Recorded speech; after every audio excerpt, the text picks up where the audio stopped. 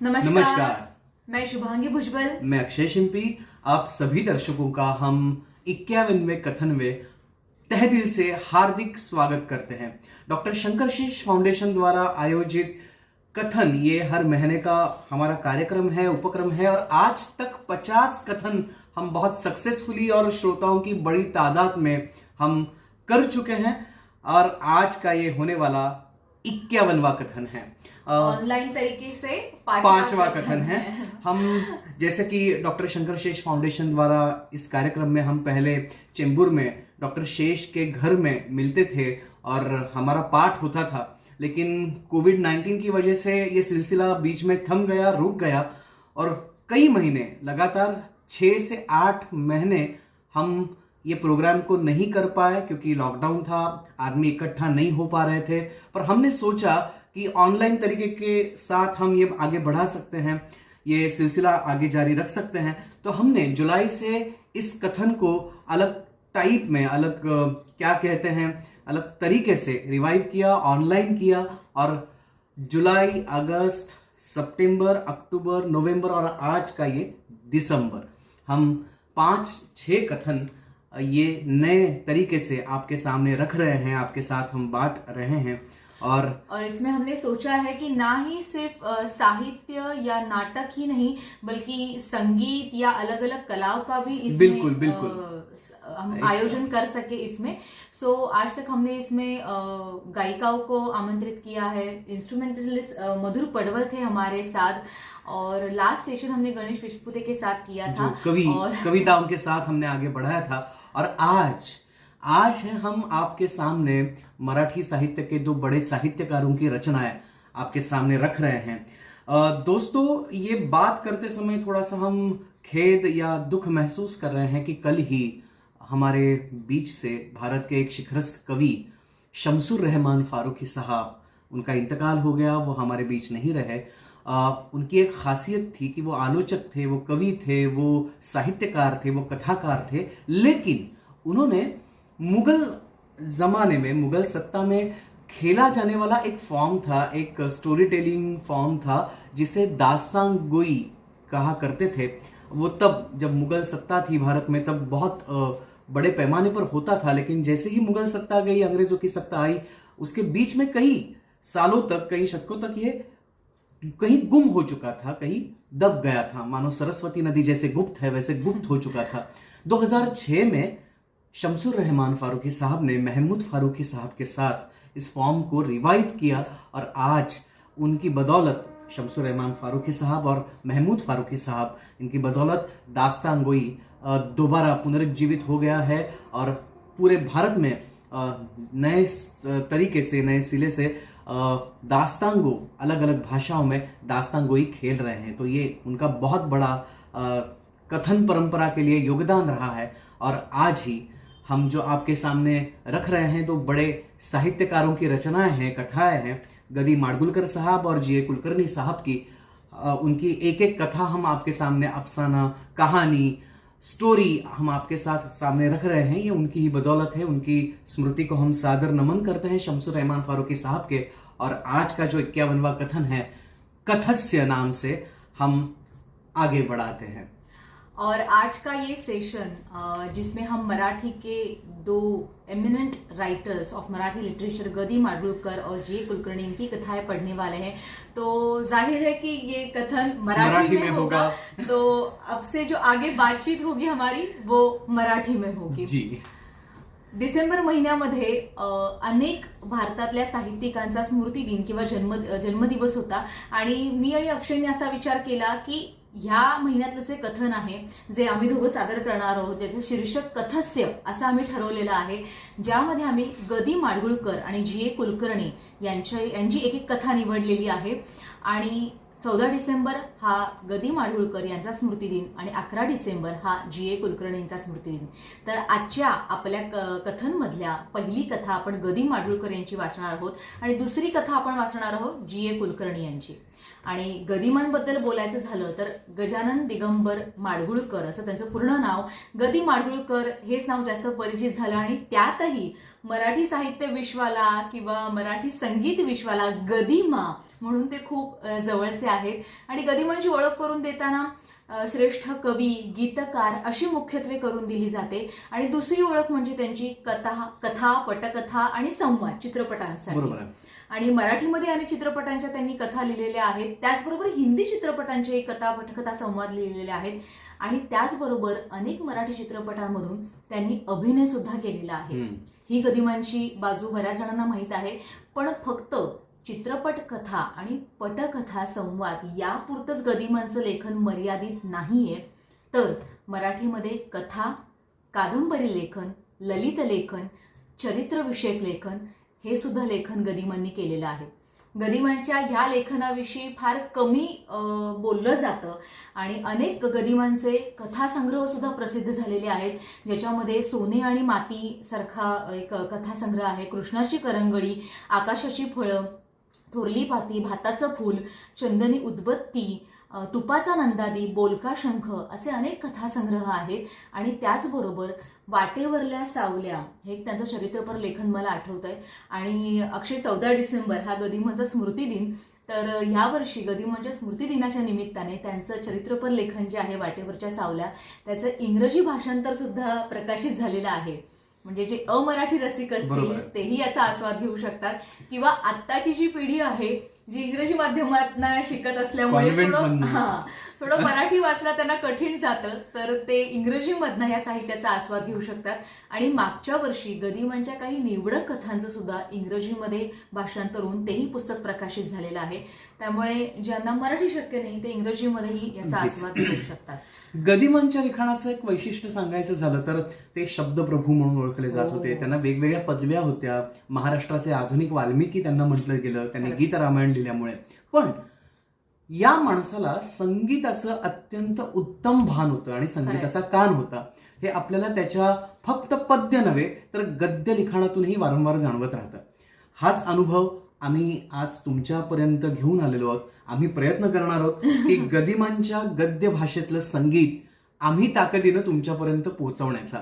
तर आणि गदिमांच्या लेखनाचं अजून एक वैशिष्ट्य म्हणजे ते ज्या उपमा वापरतात त्यांच्या लेखनामध्ये, हे एक खूप त्यांचं वैशिष्ट्य आहे. तर आजची जी कथा आम्ही वाचणार आहोत, बोलका शंख नावाचा त्यांचा एक कथासंग्रह आहे आणि त्यातली बोलका शंख हीच कथा आम्ही तुमच्यासमोर सादर करणार आहोत.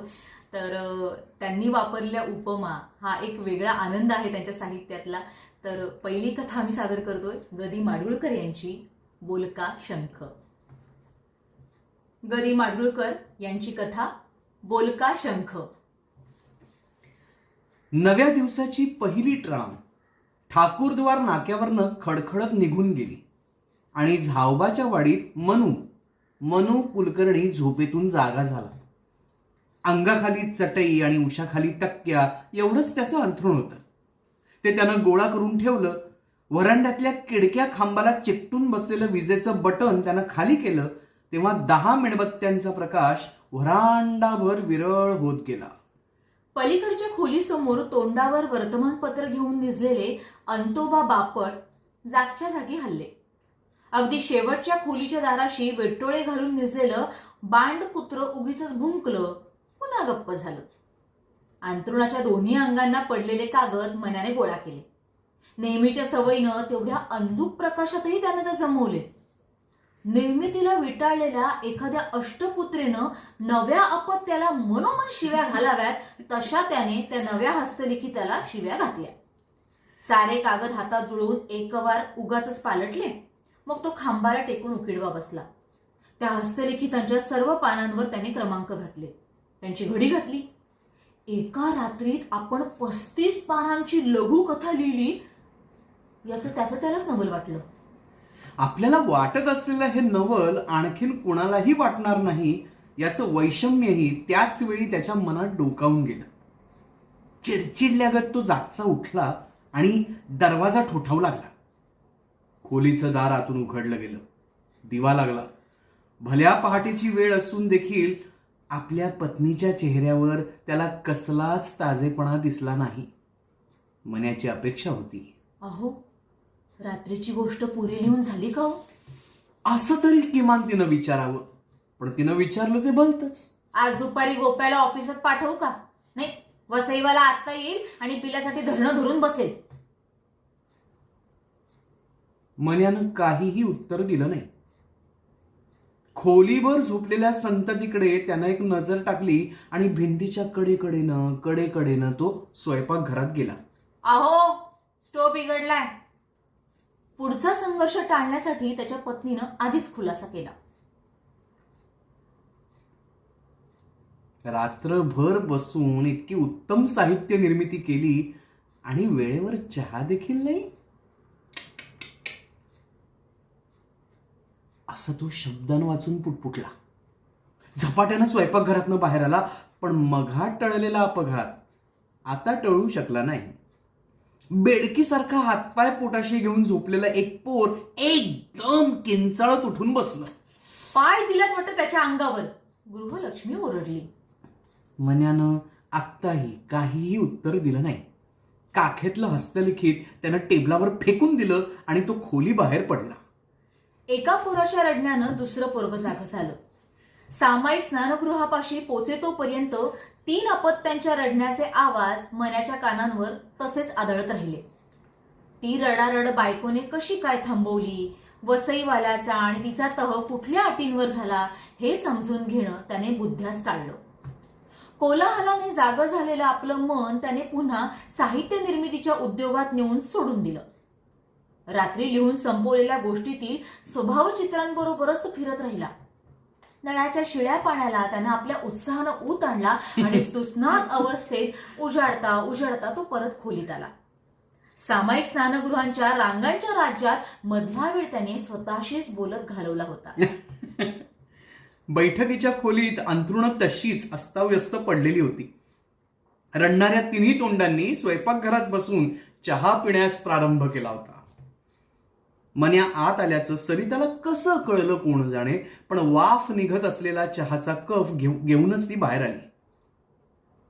दुस्थितीतही पतिसेवेत कसूर न करणाऱ्या त्या पतिव्रतेला आता एक नवीन पातळ घेतलं पाहिजे असं मन्याला वाटलं. तिच्याबद्दल इतका चांगला विचार त्याच्या मनात येऊनही मात्र माऊलीनं टेबलावर कपबशी ठेवताना ती आपटण्याचाच आविर्भाव केला. काल रात्री लिहून झालेल्या कथेबद्दल तिनं काहीही विचारपूस केली नाही. स्वयंपाकाच्या खोलीतून बहुतेक मधल्याचाच करणा पुन्हा वाजू लागला आणि चडफडत ती पुन्हा तिकडं राहिली. चहाचे गरम घोट घेता घेता मनोहर आपण लिहिलेली गोष्ट पुन्हा पुन्हा वाचू लागला. स्वतःच्या निर्मितीच्या कौतुकात त्याला आतील आरडाओरड ऐकू येईनासा झाला. किती अप्रतिम लिहिलं होतं त्यानं. जगाच्या वाङ्मयातील 10 उत्तम लघुकथांपैकी एक काल रात्री त्यानं जन्माला घातली होती. पण तसं कोणी म्हणणार नव्हतं, कोणी छापणारही नव्हतं. संपादक, टीकाकार, वाचक आणि प्रकाशक त्याच्या दृष्टीने सगळे एकाच माळेचे मणी होते. घरची, दारची, बाहेरची सगळीच माणसं त्याच्यावर अन्याय करीत आली होती. त्याचं अभिजात वाङ्मय कधीच कोणी पारखलं नव्हतं. ते कधीच कोणाला कळलं नव्हतं. कळून घेण्याची कुवतच त्यांच्या बुद्धिमत्तेत नव्हती. आपल्या घराण्यात एक युगप्रवर्तक साहित्यिक जन्माला आलेला आहे हे त्याच्या बापाला कळलं नव्हतं, आईला समजलं नव्हतं, की भावंडांना उमजलं नव्हतं. एका महान कथाकाराशी आपलं जन्माचं नातं जडलंय हे सत्य दुर्दैवी सरितेच्याही ध्यानात आलं नव्हतं.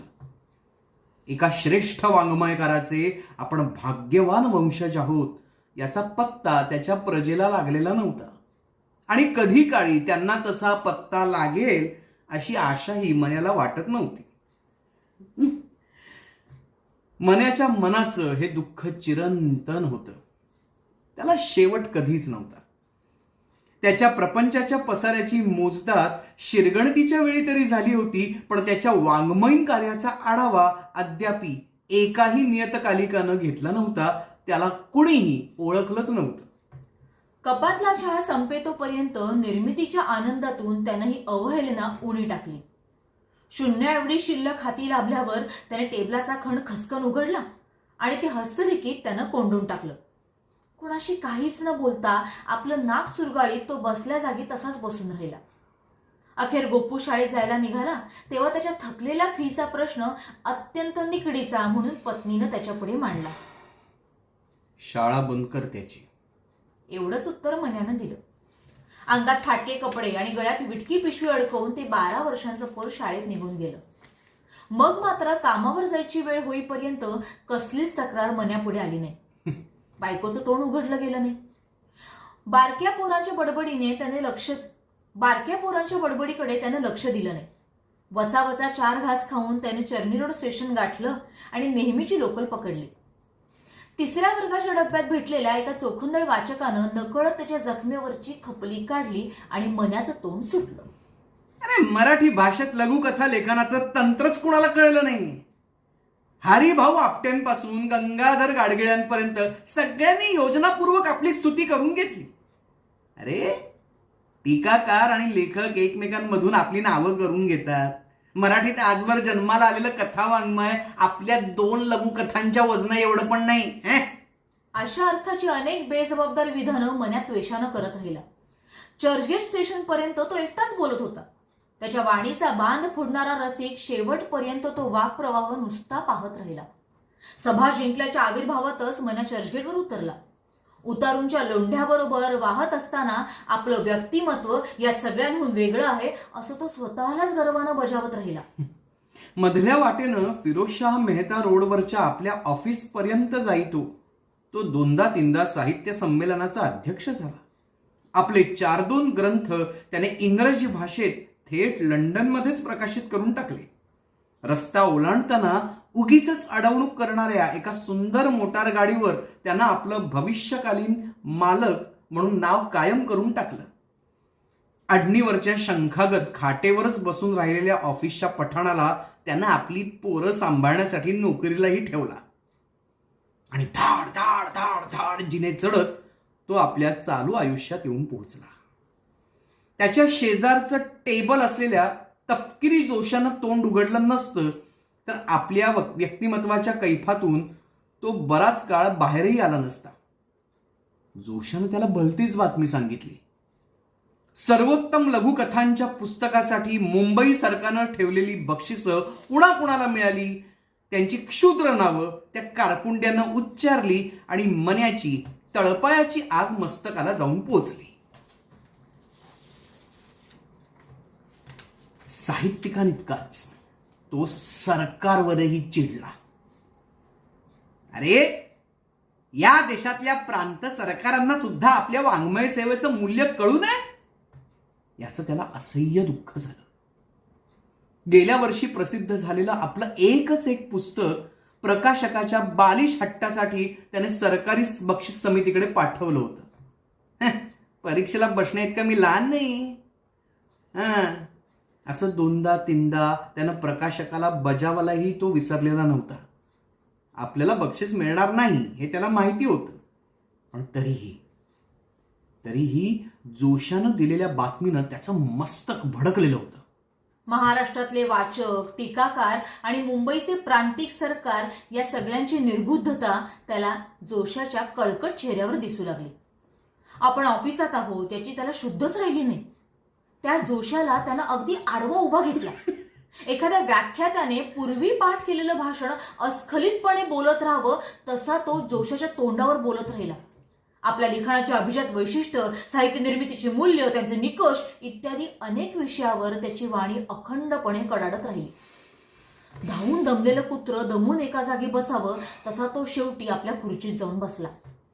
कुत्र्याच्या जिभेसारखा त्याचा संताप मात्र तोंडातल्या तोंडात लळलळतच राहिला. चेहऱ्यावरच्या राखी रंगाला एकही सुरकुती न पडता दात विचकत तपकिरी जोशी म्हणाला, नुसता बोलका शंखाळीच झालं. त्याच्या या शेऱ्यावर मन्या काही बोलला नाही. जागच्या जागी धुमसत राहिला, रागानं गुदमरत राहिला. आणि तशातच दुपारच्या डाकेनं त्याच्या वडिलांचं एक पत्र आलं. त्या पत्रानं मन्याच्या डोक्यात जणू घासलेटचा डबा चोपडा झाला. त्याच्या मस्तकाची आग आणखीन भडकली. कोकणात त्याची म्हातारी आई आजारी होती. औषध पाण्यासाठी मन्यानं तिला मुंबईला घेऊन जावं अशी वडिलांनी मागणी केली होती. आता आधीच मुंबईच्या घरात 18 विश्व दारिद्र्य होतं, त्यात हे 19वं विश्व आणखीन दाणादाण पेरणार होतं. आई, बाप, बायको, पोरं कोणाचीच म्हणून पत्रास मन्याला उरलेली नव्हती. त्याच्या घशातला शंख खोल पाण्यात गुदमरला होता. छाती फुटेस्तोवर तो त्याला फुंकत होता, पण त्यातून आवाज उमटत नव्हता. एखादा बुडबुडा देखील पाण्याच्या पातळीवर येत नव्हता. ऑफिसची नित्याची वेळ संपेपर्यंत त्याने तसाच कड काढला. नेहमीचं काम यांत्रिकपणानं करून टाकलं. 5:30 वाजायच्या आधीच तो उठला आणि जोशाला देखील न विचारता बाहेर पडला. माझ्यावर भयंकर अन्याय झाला आहे असं रस्त्यातून ओरडत सुटावं, अन्यायाच्या चिडीसह एखाद्या वाहनाखाली चिरडून मरून जावं असं मनाला वाटत होतं. त्याचं शरीर सवयीनं चालत राहिलं. वाणीचा शंख काही केल्या वाजला नाही. झाबावाडीतल्या राम मंदिराजवळ आपण कशासाठी आलो हे त्याला कळलं नाही. आल्या पावली तो तिथून परत फिरला. उथळ जगाच्या सान्निध्यातही आपली अथांगताच गरजून सांगत राहणाऱ्या समुद्रानं त्याला आपल्याकडे बोलावलं. काळोख किट्ट पडेपर्यंत तो चौपाटीवर भटकत राहिला. चौपाटीवर हिंडणारी माणसं त्याला कळसूत्री बाहुल्यांप्रमाणे थिटी वाटली. त्यांचा गजबजाट नव्या रुपयांच्या आवाजासारखा बद्ध वाटला. तो त्यांच्यात मिसळला नाही, वेगळेपणानं भटकत राहिला. समुद्राकाठची अथांग वाळू आपल्या पायांनी अकारण विस्कटून मानवाची पिल्ल आपापल्या खोराड्यांमध्ये परतली होती. जळत राहिलेले दिवे, घोंगावणारा समुद्र आणि अथांग शांतता एवढीच समुद्र किनाऱ्यावर उरली. दोन्ही बाजूंना दिवे असलेल्या डांबरी सडकेवरून मन्यानं 100 फेऱ्या मारल्या. डोक्यात जाळ घेऊनच धूमकेतूसारखा तो फिरत होता. दिवस आणि रात्र यांची पारडी असलेला काळाचा तराजू जवळजवळ एका रेषेत आला, उजाडायला आला. मन्यानं मनाचा पुरा निश्चय केला. अस्तित्व संपवून टाकण्याच्या निश्चयानं तो त्या घोंगावणाऱ्या अथांगतेकडे त्वरेनं निघाला. एवढ्यात त्याच्या डोळ्यांना कुणीतरी अडवलं. बाजूच्या वाळवंटात एक पांढरी वस्तू उठून दिसली. त्या शेवटच्या क्षणीही मानवसुलभ औत्सुक्यानं त्याचा गतिरोध केला. तो त्या वस्तू जवळ गेला. निरखून निरखून खाली पाहू लागला. त्याच्या औत्सुक्यानं त्याच्या आधीच आत्महत्या केली. वाळूत उठून दिसणारी ती वस्तू ही क्षुद्र होती, पोकळ होती. तो एक भला मोठा शंख होता. मुक्तीचा मार्ग अडवणाऱ्या मोह विषयावर एखाद्या योगानं लाथ मारावी तशी मन्यानं त्या शंखाला लाथ मारली. अरे, लाथ काय मारतोय? मी काय तुझ्या वाटेवर पडलोय? वाळूतून आल्यासारखा तो आवाज आला. मन्यानं चमकून एकदम आजूबाजूला पाहिलं. कुठेही कुणीही नव्हतं. त्याच्या पायानं दूर गेलेला शंख एवढ्यात गडगडत पुन्हा त्याच्या पायांजवळ आला. त्या गडगडण्याच्या लयीतच फिदी फिदी हसणं देखील त्याच्या कानांवर आलं. कोण असतंय ते? कोण असतंय? मी. कोण? शंख? हो, तुझ्यासारखाच मी देखील एक बोलका शंख आहे. चेंडू सारख्या जागच्या जागी 2-4 उड्या घेत तो शंख बोलायला लागला. मन्या मटकन खाली बसला. नळराजानं राजहंस धरला असेल तितक्या अलगदपणे त्याने तो पांढरा शुभ्र शंख हातात धरला. तू खरंच तू बोलतो? मग तुझी काय कल्पना आहे? तुला माहित आहे तेवढंच जग आहे. अरे, सर आयझॅक न्यूटनचं ज्ञान सुद्धा एका वाळूच्या कणाएवढं नव्हतं. मग तू कोण? मन्याच्या डोक्यातील आगीवर हस्तनक्षत्र कोसळलं. तो एकदम थंडगार झाला. हातातल्या शंखाचे टणक पंख तो पुन्हा पुन्हा कुरवाळू लागला. त्याचे हात थंडगार पडले. शंखाच्या स्पर्शानं त्याला सजीवतेची उष्णता भासू लागली. पण तू इथं का पडला होतास? तुझ्यासाठी. शंखाच्या त्या उत्तरानं मन्याला सरितेच्या जुन्या सादाचं स्मरण झालं. माझ्यासाठी? हो, तुझ्यासाठी. अरे, तू त्रासला आहेस, चिडला आहेस हे सगळं मला माहिती. तुझा आत्महत्येचा विचार मूर्खपणाचा आहे. तुला कोणी ओळखलं नाही हीच तुझी तक्रार आहे ना? अरे शतमूर्खा, परमेश्वराला सुद्धा अजून जगात कोणी ओळखलं नाही म्हणून का तो जगातून निघून गेलाय का? शंखाच्या या यक्ष प्रश्नाला उत्तर देणं मन्याला काही साधलं नाही. तो उकिडवा बसला होता, तो चांगला ऐसपैस मांडी घालून बसला. त्या बोलक्या शंखाला त्यानं आपल्या मांडीवर घेतलं आणि मांडीवर घेतलेल्या बोबड्या पुराचे बोल आदिमाता जितक्या आनंदानं ऐकत राहील तितक्या आनंदानं तो त्या शंखाचं बोलणं ऐकू लागला. शंख म्हणाला, मन्या, मी नुसता बोलका शंख नव्हे बरं, मला भूत भविष्याचं ज्ञान आहे. जगात घडलेल्या यच्चयावत गोष्टी माझ्या स्मरणात आहेत. पुढं अनंत कालपर्यंत घडत राहणाऱ्या घडामोडींचं मला आगाऊ ज्ञान आहे. तू माझ्या घरी येशील? अलबर मन्याच्या आनंदाला पारावार राहिला नाही. शंखाला काखेत धरून तो उठून उभा राहिला, वाळूतून चालू लागला.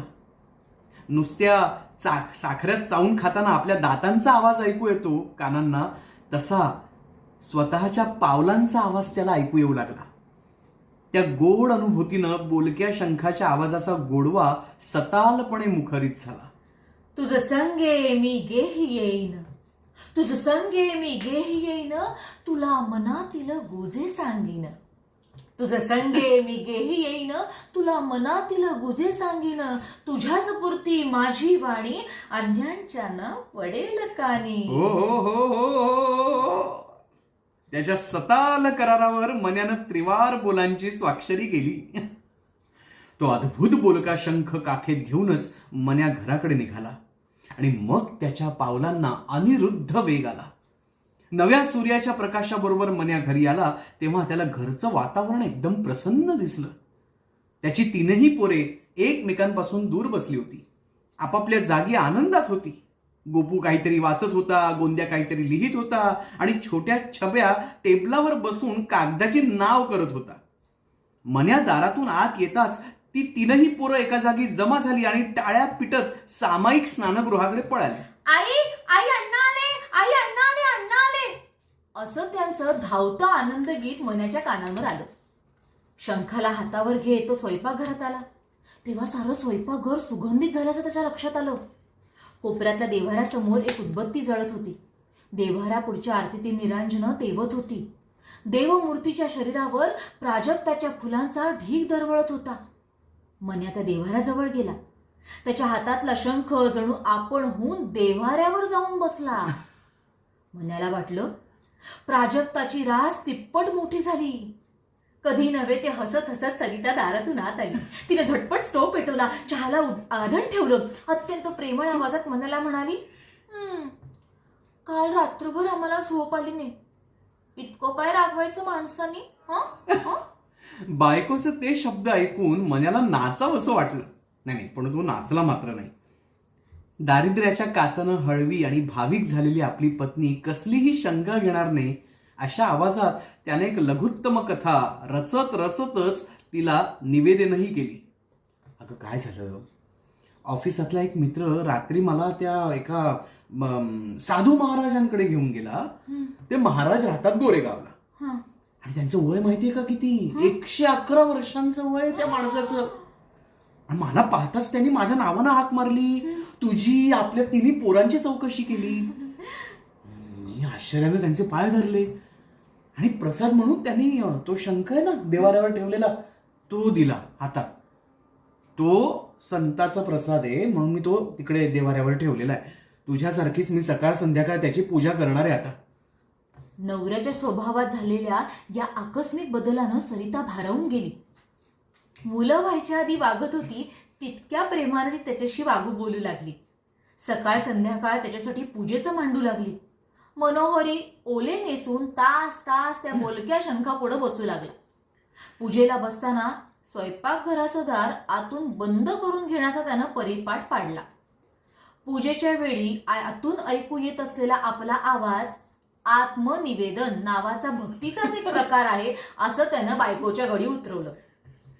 एके दिवशी सकाळी शंखानं मनोहरला सांगितलं, तुला 20 रुपये पगार वाढणार आहे. दुपारी तसंच घडलं. मनोहरला शंखाच्या दैवज्ञ शक्तीची खात्री पटली. आईच्या आजाराबाबत त्यानं शंखाला शंका विचारली. शंखानं दिलेलं प्रत्युत्तर विश्वासपूर्वक त्यानं आपल्या पत्नीला सरिताला सांगितलं, आई मुंबईला येणार नाही.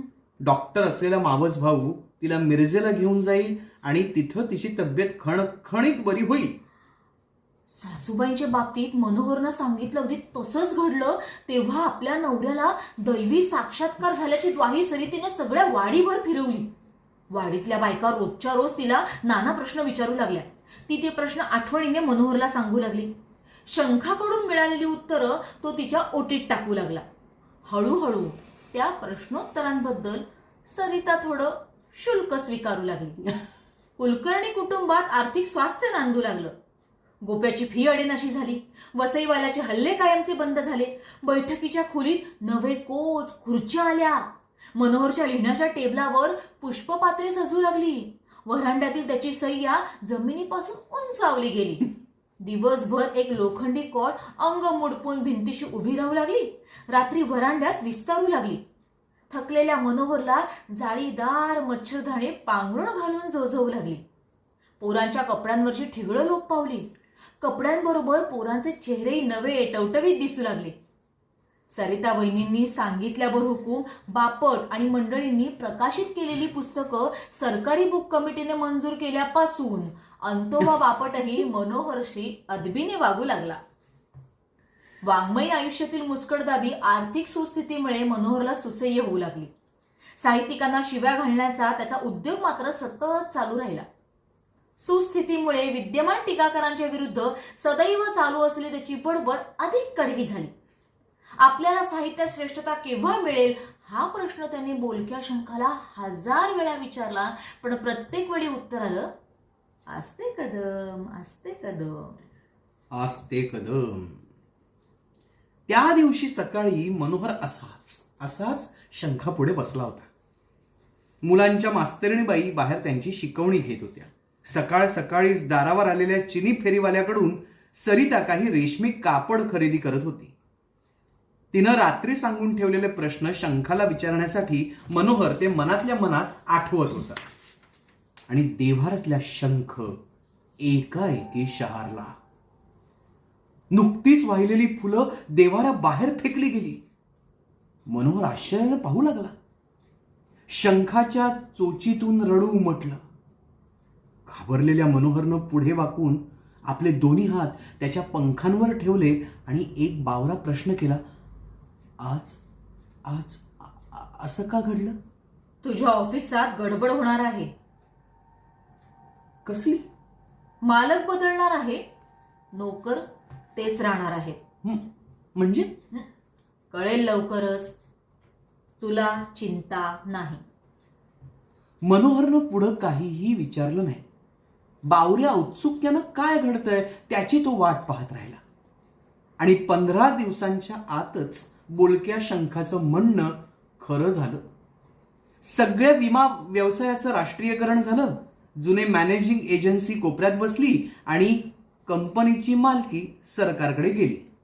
मनोहरची नोकरी मात्र बचावली.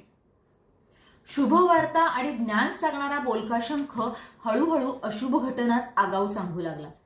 धडधाकट तपकिरी जोशाचं मरण शंखानं सांगितलं. तेव्हा मात्र मनोहरचाही त्याच्यावर विश्वास बसला नाही. शंखाची शक्तीच कमी झाली असावी असा संशय मनात घेऊनच तो ऑफिसात गेला. मधल्या वेळी ऑफिस शेजारच्या मद्रासी उपहारगृहात जोडीनं काळी कॉफी पित असताना त्यानं तपकिरी जोशाचा चेहरा पुन्हा न्याहाळला. मरणाची पुसट छाया देखील त्याला त्याच्या चेहऱ्यावर आढळली नाही. शंखानं केलेलं भविष्य त्यानं घशातल्या घशात गिळून टाकलं. जोशाच्या डब्बीतील वर्तकी आपल्या नाकपुडीत कोंबली. 4-2 जबरदस्त शिंका काढल्या. बोलत बोलतच ते दोघे कंपनीच्या इमारतीशी आले. वरून खाली उतरणाऱ्या पट्टेवाल्यानं साहेब साहेब साहेब जोशीची आठवण काढीत असल्याचा निरोप त्या पट्टेवाल्यानं सांगितला. अंगाचा बोजा आवरी जोशी त्वरेनं जिना चढू लागला. चढता चढता कुठेतरी त्याचा पाय घसरला आणि तो खाली आपटला. त्याच्या पाठोपाठ मन्याई धावला. त्याने त्याला उठवायचा प्रयत्न केला, पण तपकिरी जोशा उठला नाही, हलला नाही, बोलला नाही. त्याचं अंग थंडगार पडलं. जोशाच्या बाबतीतील भविष्य खरं झाल्यामुळे मन्याला बोलक्या शंखाची आता भीती वाटू लागली. तो त्याला प्रश्न विचारीन असा झाला. पूजेच्या वेळी तो हमखास मौन धरू लागला. त्याच्या मौनानं शंखाचा स्वभाव थोडा बदलला. एके दिवशी आपण होऊनच शंखानं ओरडून मन्याला सांगितलं, तुझी आई मेली. मन्या थक्क झाला. पडताळा पाहू लागला. दुपारच्या डाकेनं वडिलांचं पत्र आलं. मनोहरची आई खरोखरच मेली होती. मनोहरला नको असलेल्या गोष्टी सांगत राहण्याचाच शंखानं आता सपाटा चालवला आणि मनोहरला जगणं अशक्य होऊन बसलं. तशातच एकदा शंखानं सांगितलं, तुझा गोपू आज मरेल. त्या भीषण भविष्य ज्ञानासरशी मनोहर देवाऱ्यापुढून उठला. स्वयंपाकघराचं दार त्यानं खाडकन उघडलं. घाबरटपणानं घसा खरवून गोपू गोपू गोपू अशा हाका मारल्या. अहो काय, गोपूला मी मार्केटात पाठवलंय. अंगावरचं ओलं वस्त्रही न बदलता मन्या स्वयंपाकघरातल्या स्वयंपाकघरात फेऱ्या मारत राहिला. घडणार होतं ते टळलं नाहीच. तासाच्या आत शेजारच्या बापटांच्या घरातील टेलिफोनची घंटा घणघणली. गोपूला अपघात झाल्याची वार्ता बापट वहिनींनी घाबऱ्या घाबऱ्या येऊन सरितेला सांगितली. मनोहरनं आपलं कपाळ सुजेपर्यंत बडवून घेतलं. सारं घर इस्पितळाकडे धावलं. त्या कोवळ्या पुराचा छिन्न विछिन्न देह पाहताच सरितेची दातखिळी बसली. पोरगा गेला तो गेलाच, बायकोनी अंथरूण धरलं. मनाला वेळ लागायची पाळी आली. असह्य त्वेषानं तो देव्हाऱ्यासमोर आला. डोळे विस्फारित करून त्या शंखावर वाकला. पुन्हा उठला. स्वयंपाकघराचं दार त्यानं आतून दडपून घेतलं. बायको बाहेर कणतच होती. तिचं मरण देखील हा नतद्रष्ट शंख एक दिवशी सांगणार असा विचार मनाच्या मस्तकात गरगरला. त्याचा द्वेष शतपट वाढला. तो पुन्हा देवाराजवळ येतो न येतो एवढा शंख देवाऱ्यातून खाली उतरला. त्याच्याकडे संताप आणि तिरस्कारयुक्त लाल दृष्टीनं पाहत मन्या ओरडला, निघालास? जा, टळ इथून.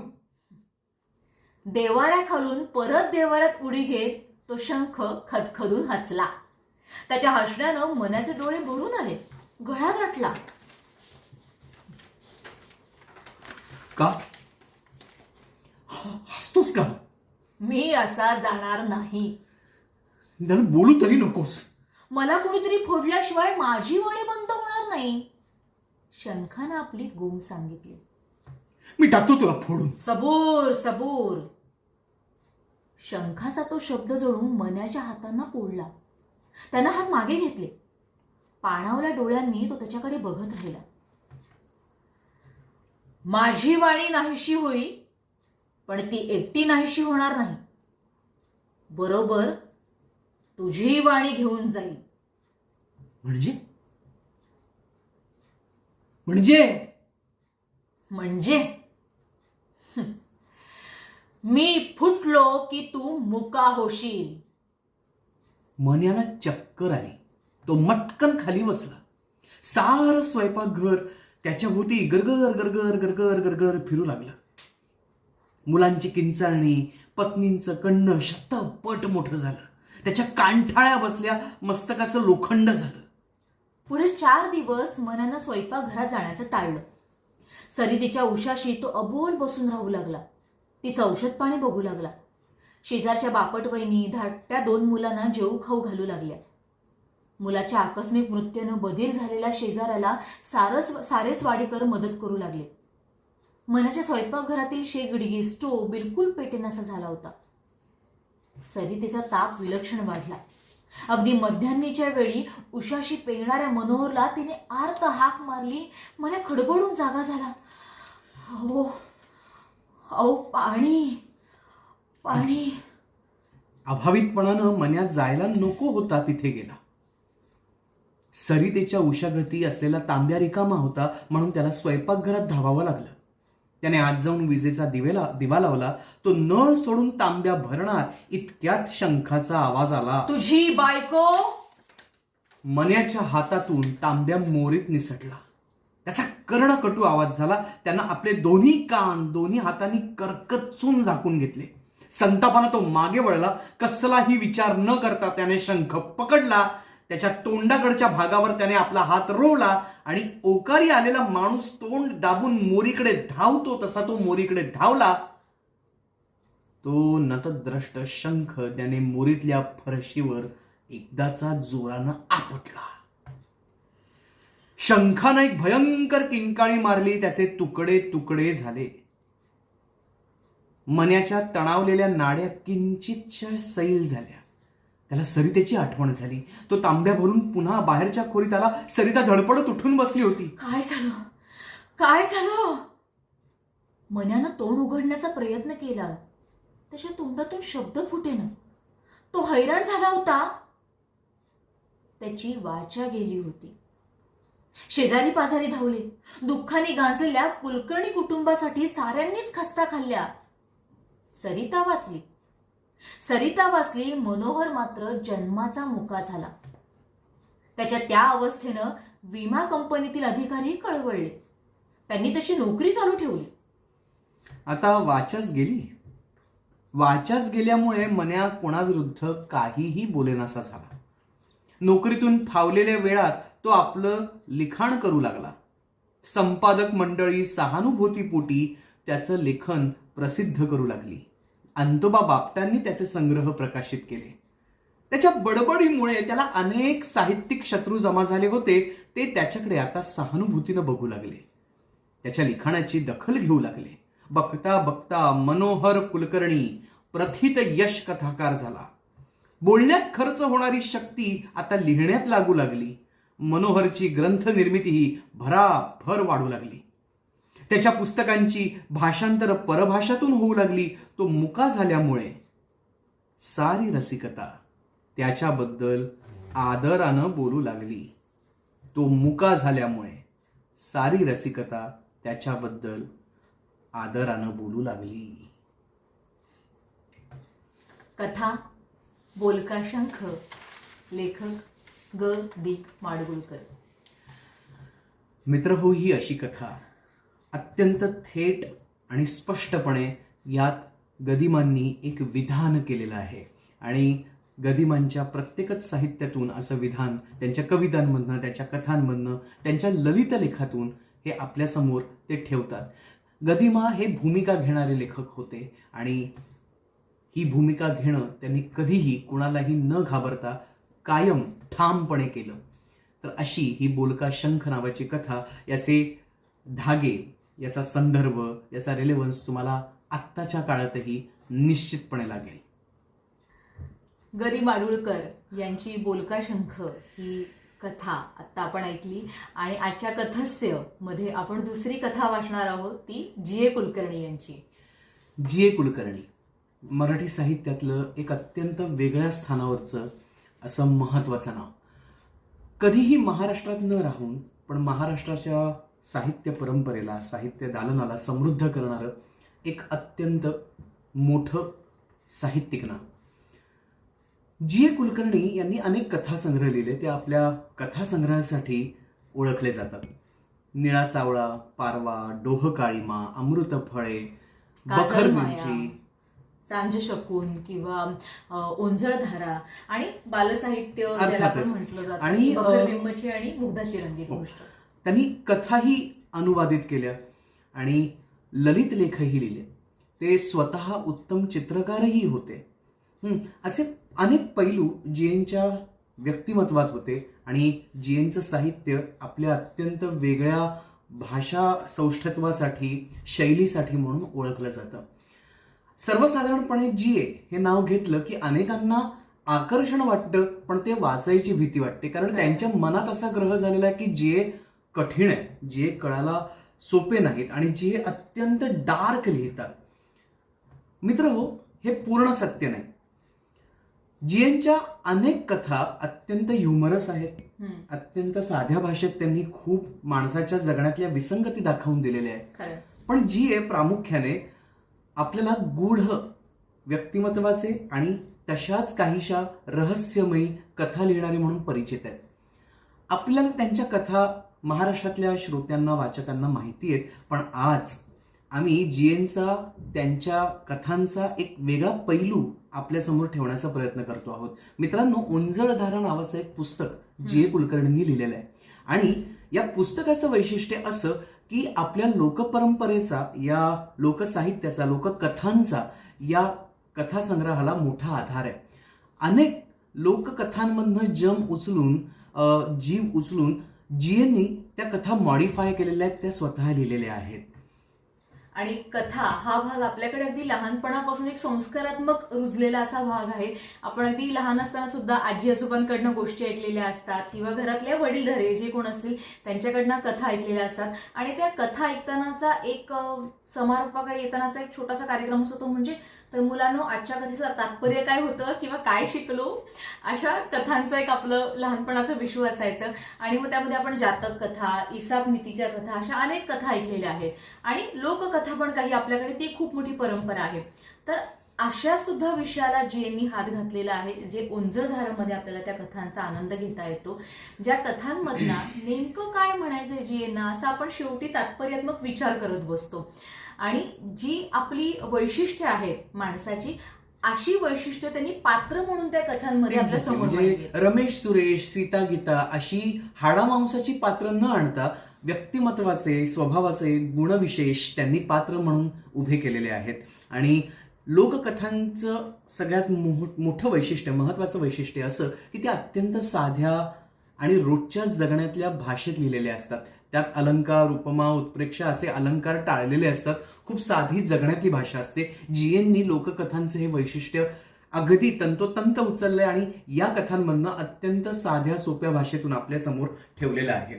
आज जी आम्ही कथा वाचणार आहोत, बुद्धी आणि भाग्य, या कथेची एक वेगळीच गंमत आहे की जीएनच्या ह्या काही कथांमधनं ना काही राजकीय आणि सामाजिक संदर्भ सुद्धा आपल्या समोर उभे राहतात, त्याचे धागे जुळले जातात.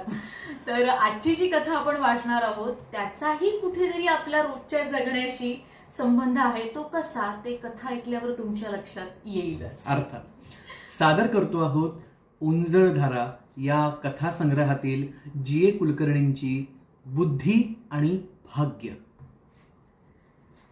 एकदा एका बागेत बुद्धी एका बाकावर बसली होती. तेव्हा भाग्य तिथं आलं आणि म्हणालं, जरा सरकून बस, म्हणजे बसायला मला देखील थोडी जागा होईल. परंतु बुद्धी अद्याप अनुभवात कच्ची होती, म्हणून तिने उद्धटपणे म्हटलं, मी कशाला सरकू तुझ्यासाठी? तू काही माझ्यापेक्षा श्रेष्ठ नाहीस. अगं, तू इथून निघून जा असं मी तुला म्हटलेलं नाही. मला देखील थोडी जागा हवी आहे एवढंच मी म्हटलंय.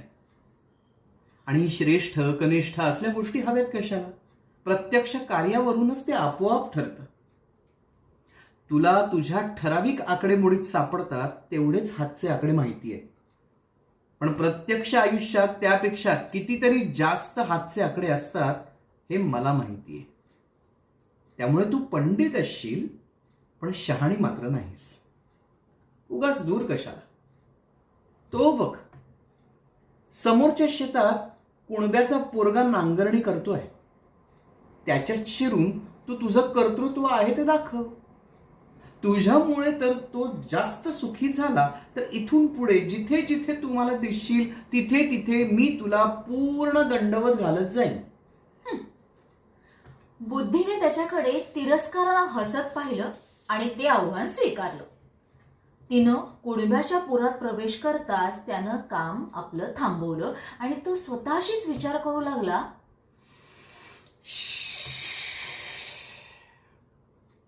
असंच किती दिवस मी ढोरकाम करत राहणार आहे? त्यापेक्षा या आडगावातनं कुठेतरी बाहेर जावं, धडपड करावी आणि नशीब काढावं हे बरं नाही का? तो तडक घरी आला आणि आपल्या बापाला म्हणाला, दादा, मला हे दगड माती काम आवडत नाही. बापानं त्याच्याकडे आश्चर्याने पाहिलं आणि म्हटलं, हरपोरा, तुला झालंय तरी काय? हा, का वेळाचा झटका आलाय तुला? जा बाबा जा, तुला जर शिकून घ्यायचं असेल तर चांगलं पुष्कळ शिकून घे. देव तुझं भलं करू. माझ्या माग दुसरा पोरगा सांभाळेल सारं शेतशिवार. जा जातो. त्याला याबद्दल काहीही वाईट वाटलं नाही. त्याला म्हणजे कुणब्याच्या पोराला. कुणब्याचा मुलगा शहरात आला आणि त्याने राजवाड्यातल्या माळ्याच्या हाताखाली काम करायला सुरुवात केली.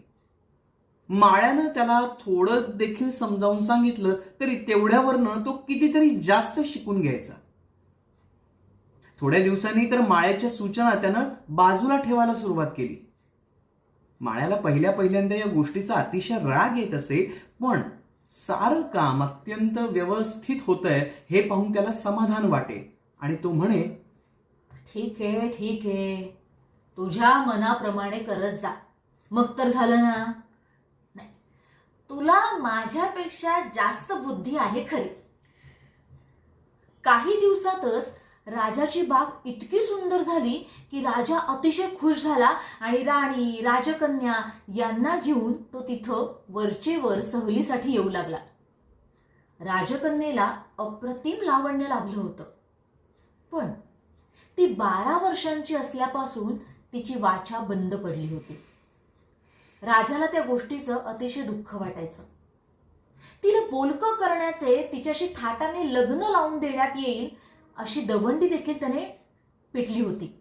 अनेक राजपुत्र आले, सरदार आले, त्यांनी निरनिराळ्या तऱ्हेने प्रयत्नही केले, पण कुणालाही यश मिळालं नाही. मग कुणब्याच्या मुलाला वाटलं, मी देखील प्रयत्न का नको करून बघायला, कुणास ठाऊक मी प्रश्न विचारला तर राजकन्या उत्तर देईलही. मग काय, बागेतलं काम तसंच टाकून तो मुलगा तसाच तात्काळ राजवाड्याकडे निघाला आणि आपल्याला राजाला भेटायचंय असं त्याने पहारेकऱ्यांना सांगितलं. राजानं त्याला राजकन्या बसली होती त्या ठिकाणी नेलं. राजकन्येपाशी एक लहान कुत्रा होता. राजकन्येचा त्या कुत्र्यावर फार जीव होता, कारण तिला काय हवं काय नको हे त्या कुत्र्याला पूर्णपणे समजायचं.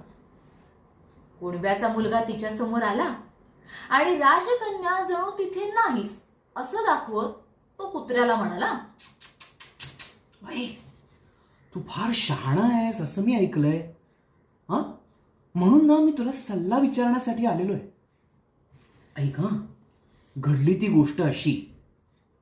मी एकदा एक शिंपी आणि एक मूर्तिकार यांच्या बरोबर प्रवास करत होतो.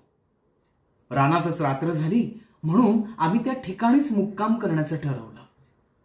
आम्ही मोठी शेकोटी पेटवली आणि प्रत्येकानं थोडा वेळ जागता पहारा करत रात्र घालवायचं ठरवलं. पहिली पाळी होती मूर्तिकाराची. त्यानं वेळ घालवण्यासाठी लाकडाचा एक ओंडका घेतला आणि त्यातून एक मूर्ती कोरून काढली. त्यानंतर आली शिंप्याची पाळी. त्यानं आपल्या वेळात तिच्यासाठी सुरेख कपडे शिवले.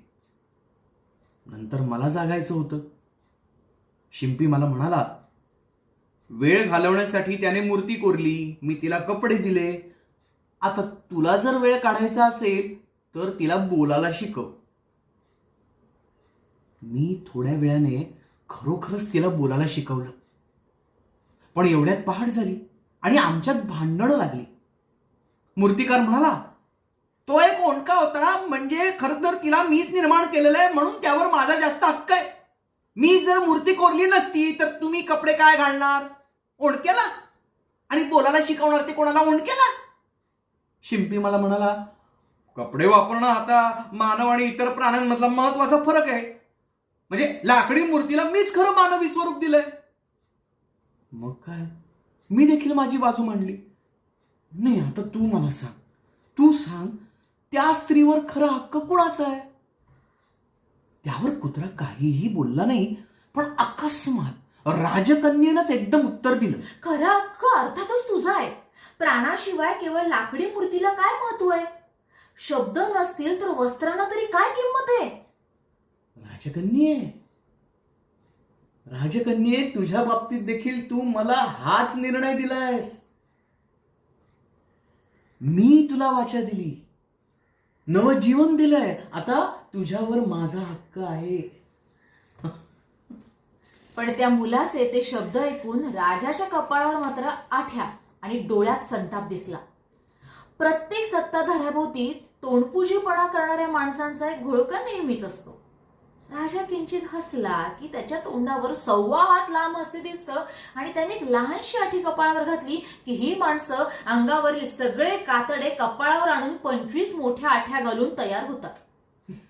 अशाच एका लुबऱ्या सरदारानं राजाकडे पाहिलं तेव्हा त्याला तर राजापेक्षा जास्त संताप आला आणि तो म्हणाला, अरे तू एका साध्या कुणब्याचा मुलगा आहेस.